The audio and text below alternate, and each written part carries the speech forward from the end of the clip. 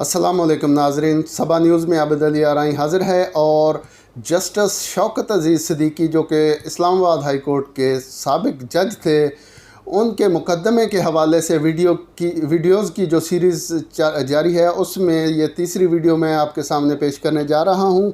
इस वीडियो में हमने आपको ये आगाह करना है कि जब जस्टिस शौकत अज़ीज़ सिद्दीकी को बरतरफ़ किया गया तो सुप्रीम जुडिशल कौंसल ने उनके हवाले से क्या सिफारशात सदर ममलकत को भिजवाईं, उन सिफारशात में क्या कहा गया था, कौंसल ने एक ही रोज़ कौन से 2 जजेस के ख़िलाफ़ रेफरेंसेस में सिफारशात जारी की थीं, ये भी आपको बताएंगे। कौंसल ने जस्टिस शौकत सिद्दीकी की एजेंसियों के अफसरान से मुलाकात पर कौन से 5 सवालात उठाए थे, ये भी हम आपको इसी वीडियो में बताएंगे।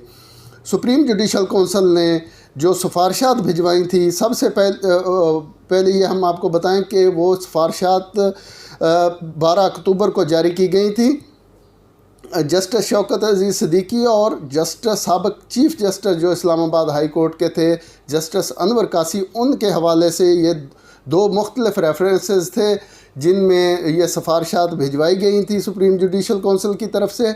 और ये सिफारशात जस्टिस आसिफ सईद खोसा जो उस वक्त सुप्रीम कोर्ट के जज थे जब ये सिफारशात जारी की गई, लेकिन बाद में वो चीफ़ जस्टिस ऑफ पाकिस्तान भी बने, तो उन्होंने ये सिफारशात तहरीर की थी जो मीडिया को भी फराहम की गई। तो जस्टिस उन सिफारशात के अंदर ये कहा गया था कि जस्टिस शौकत अज़ीज़ सिद्दीकी को 21 जुलाई 2018 को रावलपिंडी डिस्ट्रिक्ट बार एसोसिएशन में तकरीब से ख़िताब करने के इल्ज़ाम में हटाया जा रहा है। जस्टिस शौकत सिद्दीकी ने ख़िताब में जो इल्ज़ाम लगाए थे वो भी इन सिफारशात का हिस्सा बनाए गए।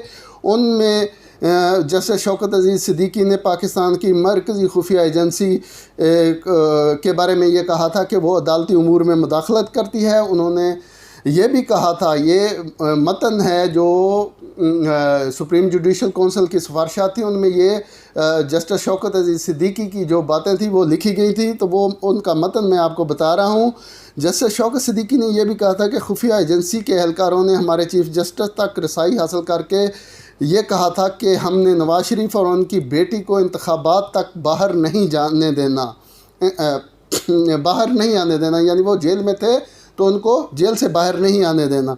अपने खिताब के दौरान जस्टिस शौकत अज़ीज़ सिद्दीकी ने बग़ैर किसी का नाम लिए इल्ज़ाम लगाया था कि उन्हें पता है कि सुप्रीम कोर्ट में किसके ज़रिए कौन पैगाम लेकर जाता है, और उन्हें यह भी मालूम है कि इस्लामाबाद हाई कोर्ट का एहतसाब अदालत पर एडमिनिस्ट्रेटिव कंट्रोल क्यों ख़त्म किया गया है।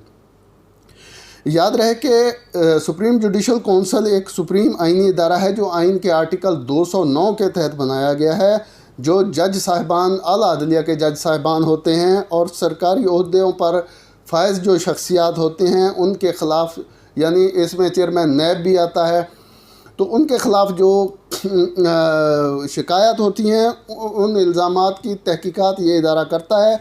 इसके लिए ये आइन के आर्टिकल 209 के तहत बनाया गया है। 29 सफ़ात पर मुश्तमिल जो वजूहात थीं जस्टिस आसिफ सईद खोसा ने तहरीर की थी, उन वजूहात में सुप्रीम जुडिशल कौंसल ने ये कहा था कि जस्टिस सिद्दीकी ने के ख़िलाफ़ जो भी शिकायत आई हैं वो दुरुस्त साबित हुई हैं, और जस्टिस शौकत सिद्दीकी आइन के आर्टिकल 209 के तहत मुलाजमत से खारिज करने की सिफारिश की जाती है, यानी मुलाजमत से फ़ारिग करने की सिफारिश की जाती है। ये सिफारिश सदर ममलकत को भिजवाई गई थी। सुप्रीम जुडिशल कौंसल ने कहा कि जस्टिस शौकत का मौक़िफ़ कानून के मुताबिक ना होने पर मुस्तरद किया जाता है, यानी जब ये कार्रवाई उनके ख़िलाफ़ सुप्रीम जुडिशल कौंसल में चल रही थी तो उन्होंने जो भी मौक़िफ़ अपनाया था उसको सुप्रीम जुडिशल कौंसल ने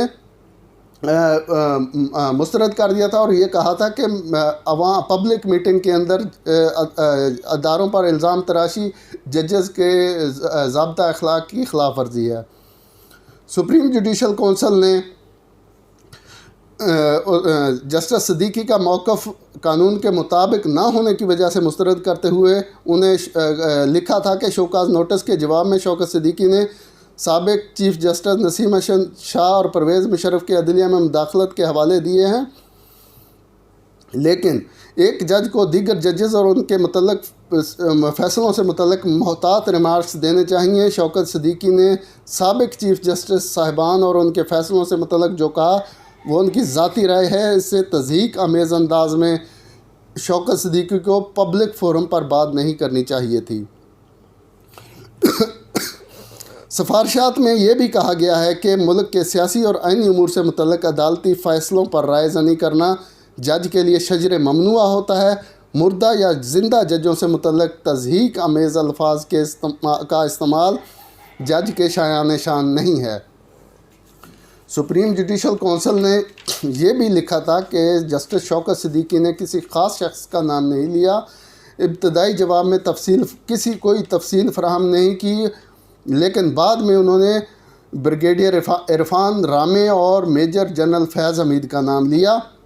شوکت صدیقی نے کہا کہ ان سے بعد میں بریگیڈیئر عرفان رامے اور میجر فیض حمید نے چیمبر میں ملاقات کی۔ شوکت صدیقی نے جواب میں فیض آباد دھرنا بول ایگزیکٹ گروپ کے مقدمات میں کچھ افراد کے اثر انداز ہونے کا الزام لگایا، لیکن اس کا ثبوت نہیں دیا۔ ایسا جج جو ایجنسیوں کی طاقت سے خوف زدہ ہو تو اس پہلو سے سوالات اٹھتے ہیں۔ سپریم جوڈیشل کونسل نے جسٹس شوکت عزیز صدیقی کی ایجنسیوں کے افسران سے ملاقات پر 5 سوالات اٹھائے تھے۔ وہ 5 سوالات میں پہلا سوال یہ تھا کہ شوکت عزیز صدیقی اپنی رہائش گاہ پر فوجی افسران سے کیوں ملے؟ دوسرا سوال یہ تھا کہ فوجی افسران کو عدالتی امور پر بات کرنے کی اجازت کیوں دی گئی؟ تیسرا سوال یہ اٹھایا سپریم جوڈیشل کونسل نے کہ فوجی افسران کے خلاف توہین عدالت کی کارروائی کیوں نہیں کی؟ جسٹس شوکت صدیقی کو توہین عدالت کی کارروائی کرنی چاہیے تھی۔ اور چوتھا سوال یہ تھا کہ جب ایجنسیوں کے لوگ جسٹس شوکت صدیقی کے پاس آئے تو انہوں نے اس سارے معاملے کو اسلام آباد ہائی کورٹ کے چیف جسٹس کو آگاہ کیوں نہیں کیا؟ پانچواں سوال یہ تھا کہ چیف جسٹس آف پاکستان کو اعتماد میں کیوں نہیں لیا گیا، یعنی شوکت صدیقی کو چیف جسٹس آف پاکستان کو اس معاملے میں آگاہ کرنا چاہیے تھا، اعتماد میں لینا چاہیے تھا، اور لیکن جسٹس شوکت صدیقی نے اس معاملے پر عوام میں جانے کا فیصلہ کیا۔ جسٹس شوکت عزیز صدیقی کو چیف جسٹس اسلام آباد ہائی کورٹ سے متعلق معلومات ISI نے دیں۔ شوکت صدیقی کو اس طرح کی معلومات پر انحصار کرنے میں محتاط رہنا چاہیے تھا کیونکہ معلومات جو تھیں وہ غیر تصدیق شدہ تھیں۔ سپریم جوڈیشل کونسل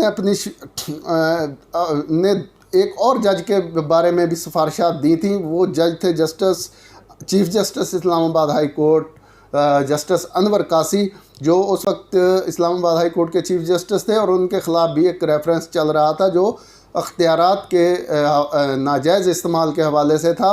ان پر یہ الزام تھا کہ انہوں نے اسلام آباد ہائی کورٹ کے اندر بھرتیاں کی ہیں اور اس میں من پسند افراد کو نوازا ہے۔ تو اس پر بھی سپریم جوڈیشل کونسل نے اپنی سفارشات دیں، جس میں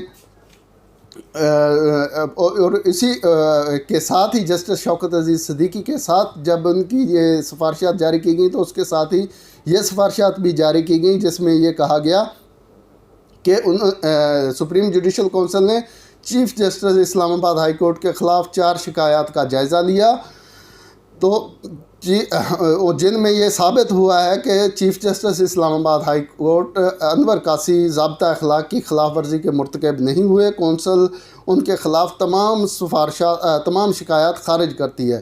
یہ وہ سفارشات تھیں جو صدر مملکت کو بھجوائی گئیں، اور اسی روز جسٹس شوکت عزیز صدیقی کو ہٹانے کی منظوری صدر مملکت نے دے دی، اور وزارت قانون نے اسی روز 11 اکتوبر 2018 کو جسٹس شوکت عزیز صدیقی کی برطرفی کا نوٹیفیکیشن جاری کر دیا۔ اس وقت سے یہ معاملہ، اس کے بعد پھر 26 اکتوبر کو جسٹس شوکت عزیز صدیقی نے وزارت قانون کے اس نوٹیفیکیشن کو سپریم کورٹ کے اندر چیلنج کیا، اور وہ کیس ابھی تک زیر سماعت ہے۔ کل اس کیس کی سماعت ہوگی، تو دیکھتے ہیں کہ عدالت اس کیس کو کس جانب لے کر جاتی ہے۔ ناظرین، امید ہے کہ آپ کو یہ معلومات پسند آئی ہوں گی، اور آپ ہمیں اپنی رائے سے بھی ضرور آگاہ کیجیے گا۔ ہمارا چینل سبسکرائب کرنا مت بھولیے گا۔ تاکہ آپ کو مزید معلوماتی ویڈیوز ملتی رہیں، اور اللہ ہم سب کا حامی و ناصر ہو۔